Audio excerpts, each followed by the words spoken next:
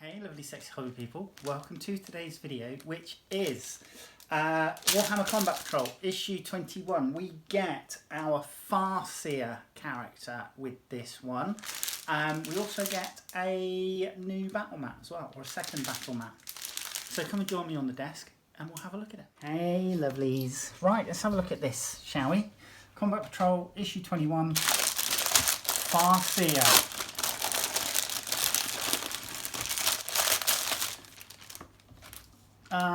Looks like it's a 28 or 25 mil base. Right, let's pop that side there. So we get another one of these, which is essentially, yeah, it's just essentially the same as the last one really. So it's that on one side and that on the other, and it goes with the other battle mat that we got, which is cool. We're happy with that. Happy as a pig in shit, as they say. Now, Aeldari Farseer, and straight in with our how to build. This is going to be a really simple build. There's only a few parts. I probably won't stick this guy down to his base so that I can paint his robes from underneath.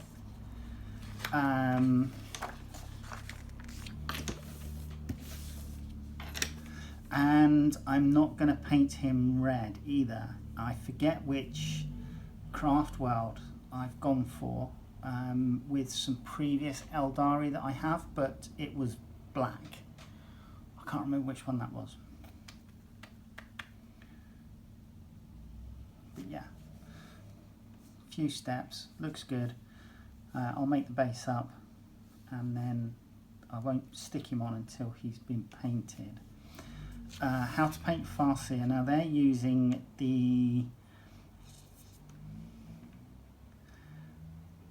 which is it? No, it's not Biltown because that's green, isn't it? Alartic? I honestly can't remember. Right, anyhow, this is what we're going with. So a white helmet, green, red robes, gold trim, a white sash.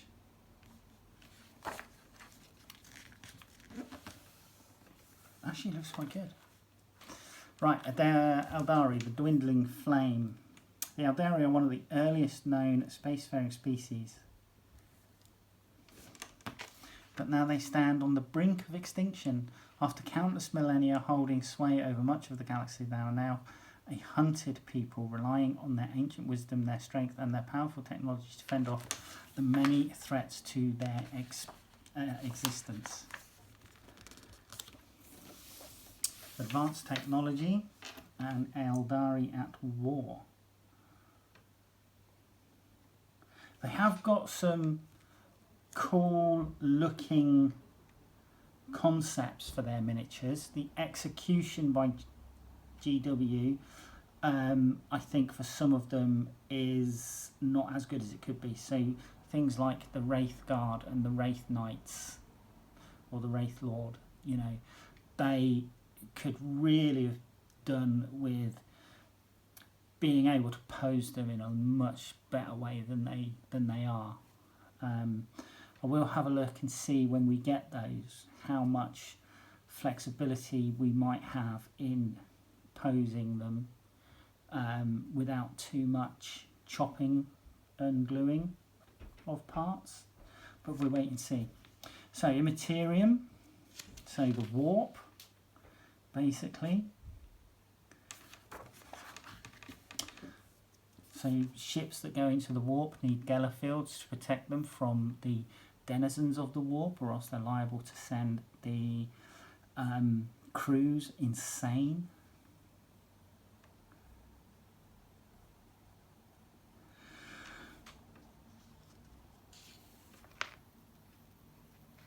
And then we have some fiction, this time Aeldari.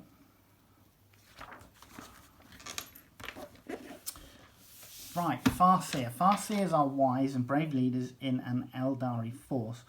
On their craft world, they are senior advisors, providing insight and guidance on the battlefield. They are formidable warriors who blend powerful divination and martial prowess, cutting down enemies with their singing spears. So you get a D3 rolling chart for naming table, as well as information a little bit about them. So once you've decided on a name, you can record it there, and then obviously tick off when you've painted and built and played with your miniature. So data sheet, Farseer has a 4+ invulnerable save, cool, but it has a standard 6+ save. Ooh, that's not so good. Right, Eldritch Storm, Shuriken Pistol and Singing Spear. So the Singing Spear is also a ranged weapon, psychic ranged weapon. Very interesting. But there's your data sheet for your Farseer. Then we have scenario 17, and this is going to be the Farseer against some Termagants. In the desperate battlefields of the 41st millennium, every advantage is keenly sought. Just as massed ranks of troops risk their lives in open war, so too do lone specialists who infiltrate behind enemy lines searching for any advantage in the coming fight. Deployment. In this scenario, the Aeldari Farseer is deployed on the location shown. At the start of each of the Tyranid players' command phases, they must roll a dice. On a roll of 1 to 3, they deploy a unit of 2 Termagants in spawn point 1, and on a 4 to 6, they deploy 2 in spawn point 2. So spawn point 1, spawn point 2. We're using the open, sort of like grassland sort of terrain on this battlefield. Then there's 3 objective markers where the Farseer is. How to win. If the Aeldari player begins the command phase with within 3 inches of an objective, they have gathered intelligence from that objective.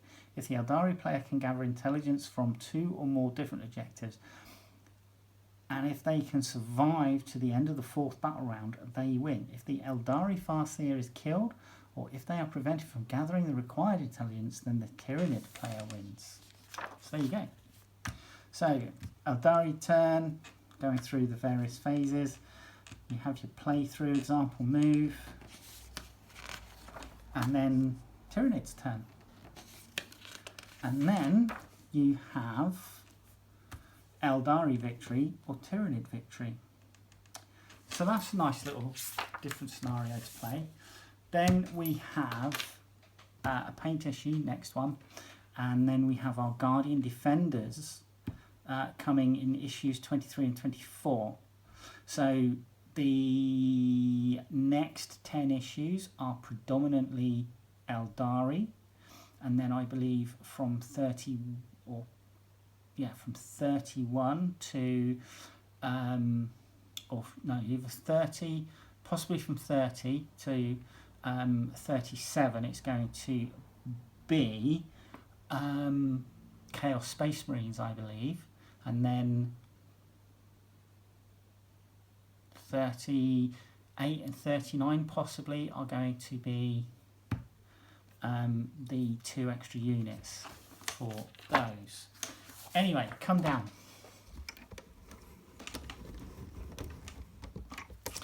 This is a sculpt date of 2012.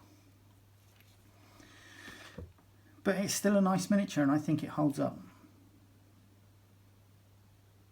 So yeah, not many pieces. It's quite an elaborate helmet here with this vein at the back. There's 2 parts for the rubble on the base, so that bit's going to glue to that. Other than that, I think it's a nice miniature. I'm definitely not going to glue him to the base so that I can access bits that I need to access for painting.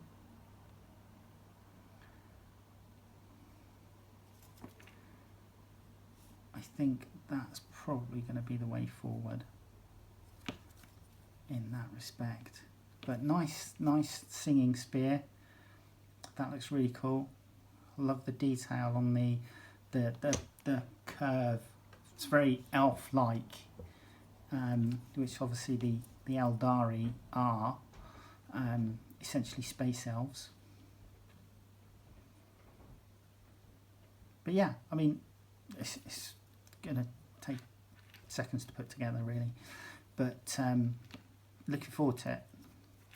I do have some Aeldari. I have some Aeldari Rangers, which came with one of the battle boxes from a couple of years ago. I think it was between the Aeldari and the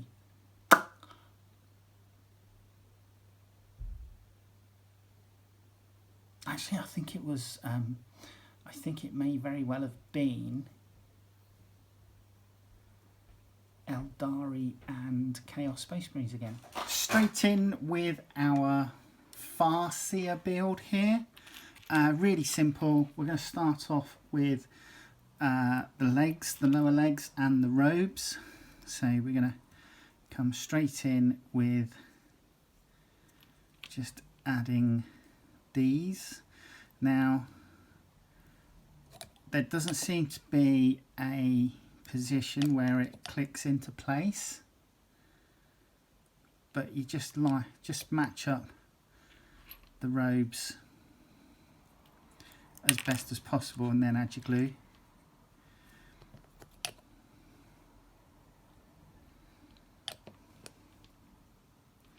Then we got the front of the torso and the back of the torso.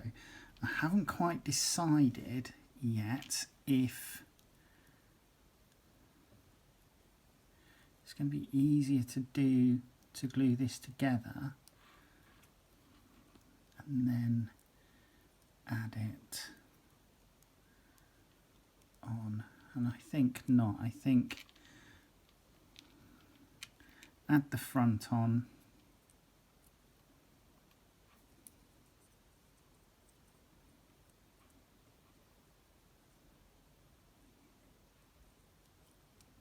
right, okay, so I'm trying to figure out, and it looks like, so you've got a piece of the robe here which is going to need to go in front of that, so you're going to need to slot it in and then just twist it so that it sits in place. And then add in the back.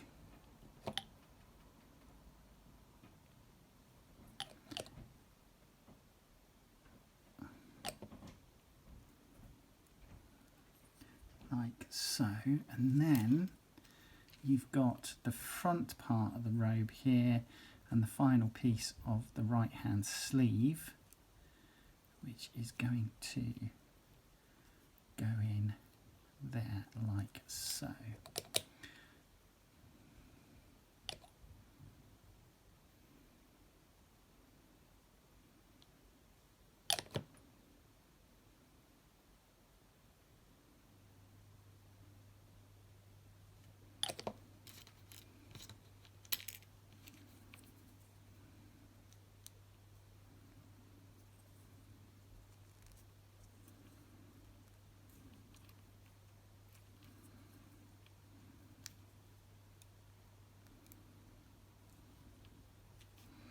And that's what we've got so far.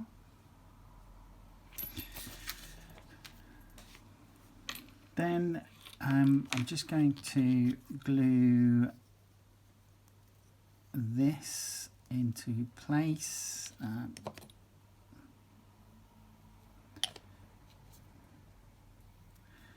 the base. And then literally we've got the head and the two arms. So Let's do the spear arm first. And that is going to go in.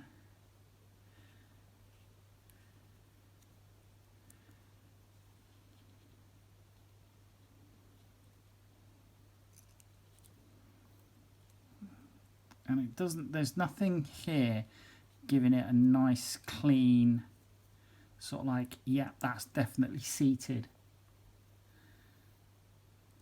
So I think positioning is just basically going to be up to you.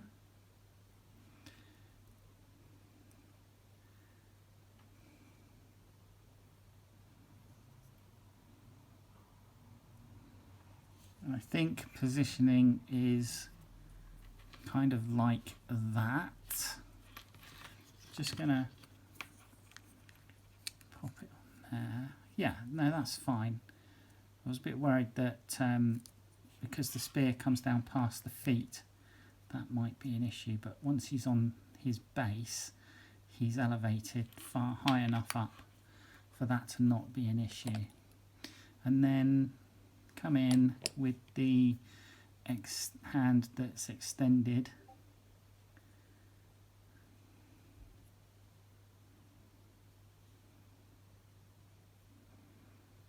Like so, and then the head, and I normally try and put a head on unless it's specifically keyed. I normally try and put a head on last so that I get the movement, and that is your Farseer. That's it. It's really nice miniature. But there you go. I'm not going to glue him to the base simply because I want to be able to have the extra space to work around the robes when I'm painting. And that is what your Farseer will look like. Right, hopefully you'll join me in the next video. Alright, take care. Bye-bye.